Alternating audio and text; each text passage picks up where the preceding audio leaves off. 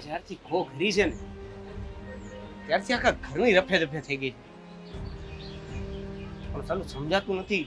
આટલા બાધા પણ ઘરમાંથી નીકળવાની વાત જ નથી થતી પણ કાંઈ નહીં આજ નહીં તો કાલ છેલ્લે તો થાકવાની છે ને ક્યાં જશે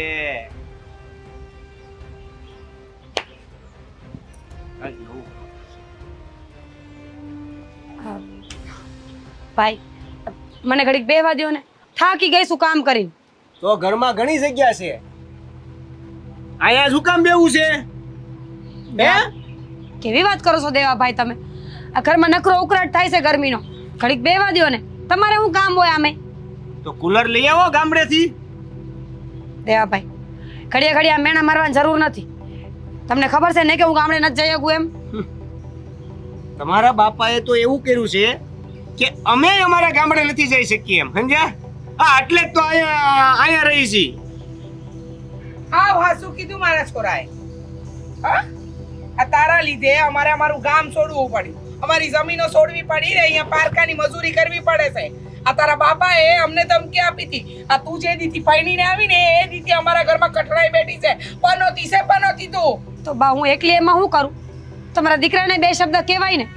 મને થોડી ખબર હતી કે મારા બાપા તમને કાઢી મૂકશે એમ કેવી વાત કરે છે આ એટલે આમાં મારો ભાઈ કઈ કરે તો જ બધું થાય વાત તો તમારો હતો ને હા એટલે મારા દીકરાને છે ને આ પ્રેમની તારી આ મોજાડમાં છે ને તે જ ફસાવ્યો છે બાકી મારો દીકરો એવો હતો જ નહીં આ તારા લખણે અમારે મારા દીકરાએ અને મારા મોટા દીકરાએ જેને તારી હારે લગ્ન કર્યા ને હે હંધાએ ગામ છોડવું પડ્યું બા એક ને એક વાત કેટલી વાર કહું તમને મારો હું વાંક છે એમાં મને નહોતી ખબર કે મારા બાપા આવું કઈ કરશે એમ હા તો ખબર રાખવી હતી ને જન્મથી એ ઘરમાં રહી હતી તારા બાપાના સ્વભાવથી વાકેફ નહોતી અને મારા દીકરાને સંભળાવવા બેઠી છો તો હું એ તમારી હારે મજૂરી કરું જ છું ને દિને રાત કામના ઢવડા કરું છું આ તે કરવી પડે ઉપકાર નથી કરતી અમારી ઉપર જોયું એ ઢહડા કરે છે એ આપણને સંભળાવે છે તે ઢહડા કરવા પડે તારા બાપાએ જ પૈણાવી ત્યાં ગુડાણી હોત તો બસ કરો બા હવે મારા બાપાનું નામ ન લેતા એ કઈ અરે તારો બાપ હરામી આ તો મારા ભાઈની વહુ છો ને એટલે આવી રીતે સીમિત રહીને બોલીએ છીએ નહીતર છે ને આ તું છે ને હું નહીતર હું હે આ કેવી રીતે વાત કરશો તું ભાન છે તને ભાન એને છે આ આપણું ઘર આખું વીખી નાખ્યું અને તમે જે એમ કહો છો કે મને ભાન નથી હું વીખી નાખ્યું ઘર એને હે અહીંયા રહેતો છે ને અમારી યારે તું શાંતિથી ખાવા આપે છે કામ કરે છે તો બીજું જોઈએ હું તારે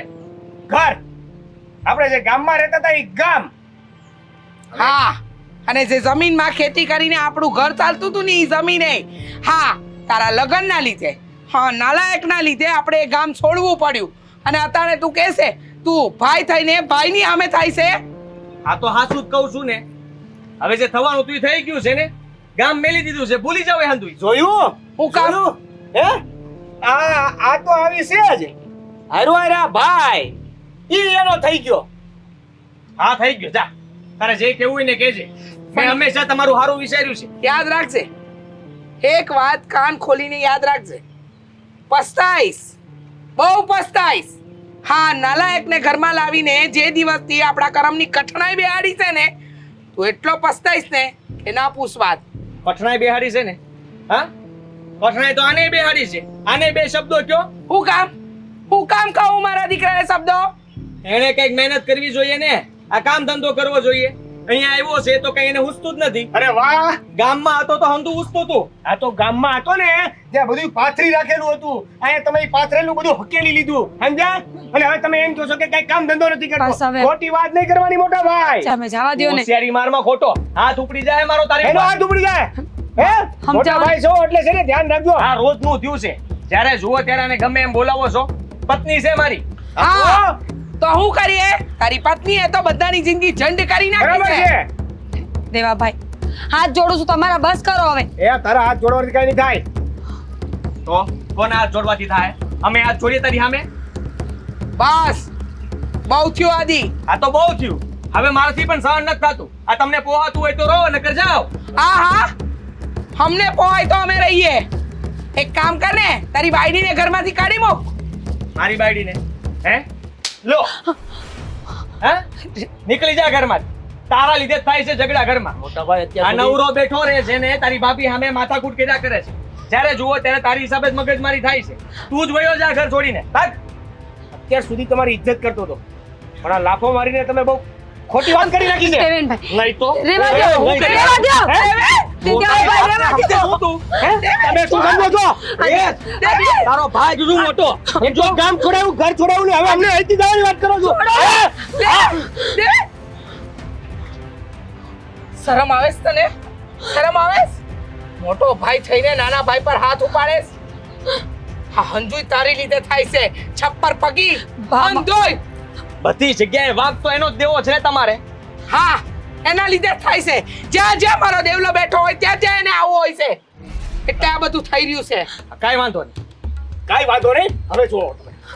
આ તો જોઈ લઈશ શાંત. એને કહી દેજો હવે મારી સામે નો આપે અને હું એ પણ કહી દઉં છું કે બીજી વાર આની હારે મગજમારી ન કરે એટલે તમે પણ જ્યારે જુઓ ત્યારે આને જ વાંકમાં લો છો બસ હવે. અચ્છા વાકમાં હું લાવું છું તારી બાયરી કરે એ તો કોઈ ગુનો તને દેખાતો જ નથી આ ઘરમાં બેઠી બેઠી ઝઘડા કરાવે છે એ તો તને કાંઈ દેખાતું જ નથી બસ કરો ને બા હવે બસ શું કરે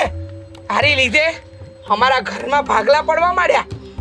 ભાભી અમ્મા માન જાઓ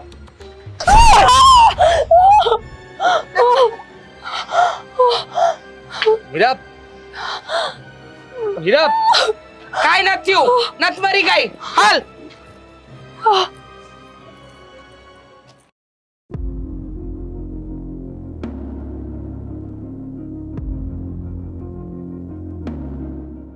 ઓ મહારાણી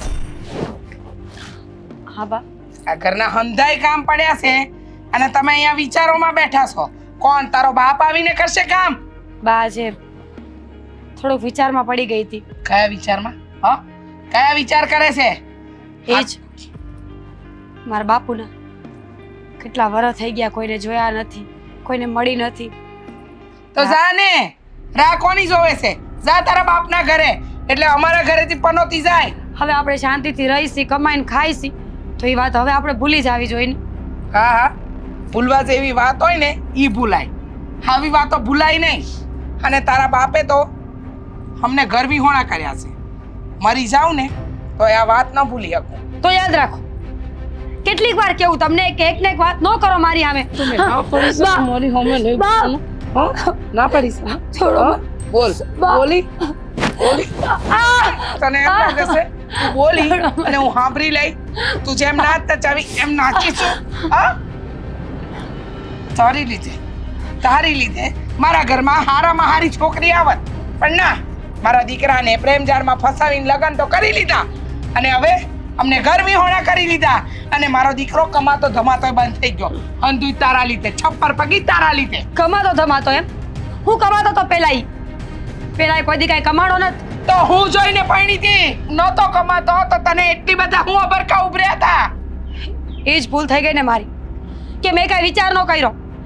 મા બાપને આબરૂને પગના ઠેબે લઈને દોડીને તમારા ઘરે આવતી રહી હતી મને નહોતી ખબર કે તમે માથે રહીને આ કરશો સંસ્કાર વગરની છે તું તારા મા બાપે તને કાંઈ સંસ્કાર જ નથી આપ્યા જો સંસ્કાર આપ્યા હોત તો મા બાપની આબરૂને ધૂળધાણી કરીને ન બેઠી હોત બા ઈ ન ભૂલી જતા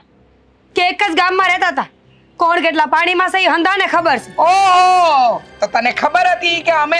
ઊંડા પાણીમાં નથી છીછરા પાણીમાં છે તો તને કોઈ આમંત્રણ તો દીધું નતું કે મારા દીકરા જોડે લગ્ન કર એ તો કહું છું ને વેમ હતો મારો વેમ હતો કે તમે બધા હારા છો એમ પણ અહીં આવ્યા પછી અસલ રંગ જોયા છે તમારા બધાયના જોયા ને અસલ રંગ જોયા ને તોય નાક વગરની નકટી છે અમારા ઘરમાં પડી રહી છે રોજ મારા બંને દીકરાઓના લોહી ઉકાળા કરાવે છે અરે તારા જગ્યાએ કોઈ બીજો હોય ને તો ઢાંકણીમાં પાણી લઈને ડૂબી મરી હોય પણ તને તો નાક શરમ જેવું છે જ નહીં મા બાપની ઇજ્જત ના કરી આ સાસરીવાળાની હું કરવાની ઇજ્જતની વાત તમે કરો છો જે પોતાની વહુની વાતો આખા ગામમાં કરે છે જેવી વાવ એવી વાતો તો બસ પછી જેવા હાહુ ને જેવા પરિવારના માણા એવી વાતું વાહ જીબડો તો બહુ ચાલે છે મા બાપે સંસ્કારમાં જીબડો ચાલ્યો લાગે છે કે જ્યાં જાય ત્યાં ચલાવશે પેલા મા બાપની આબરૂ કાઢી હવે અહીંયા ઘરની આ સાસરાની કાઢ એટલે પછી થઈ જાય અમે ન્યાલ ચીબડાની વાત તો હુંય કરી શકું ને તમે કાંઈ ઓછું નથી બોલતા બા હો વાતની એક વાત અટાણ સુધી તમારું બધું સાંભળ્યું છે પણ હવે નહીં હું કરી લાય હું તો કાંઈ નહીં કરી લઉં. કરવા વાળો તો ઉપરવાળો બેઠો જ છે, પણ આ કરમના બદલા જ ભોગવો છો કે ઘર ને ગામ બધું મૂકવું પડ્યું છે. અચ્છા, અમારા કર્મના બદલા એ ના ભૂલતી કે હંધોય તારા લીધે થયું છે. અરે કોક ઘરની છોકરી છે ને, સાસરી આવે ને તો એ કોકના દી ઉજાગર કરે, હા સોનાનો સુરત લાવે, પણ તારા જેવી છપ્પર પગી આવે ને એના ઘરમાં ધનોત પનોત નીકળી જાય. પનોતી છે, અને મને તો લાગે છે તારા મા બાપ માટે તું અપસુ કન્યાળ જ હતી, એટલે જ તો ત્યાં ટકી નહીં. બાકી ટકીને રહી હોત તો અમને શાંતિ હતી ને તને શાંતિ હતી. બોલી લીધું. હવે તમારું લેક્ચર પતી ગયું હોય ને તો મારે જાવું છે. એ લેક્ચરની હગી બીજી વાર છે ને વધારે બોલતી નહીં, નહીંતર છે ને ડોકીમાંથી અલગ કરી નાખી. બા વાળી કામ કર, તારો બાપ ને થવાનો કામ કરવા માટે, સમજી ને કે તારા બાપે અહીંયા નોકર નથી મૂક્યા. ખાલી હાથે દોડી આવી અને પાછો પાવર કરવો છે 12,72,000 નો.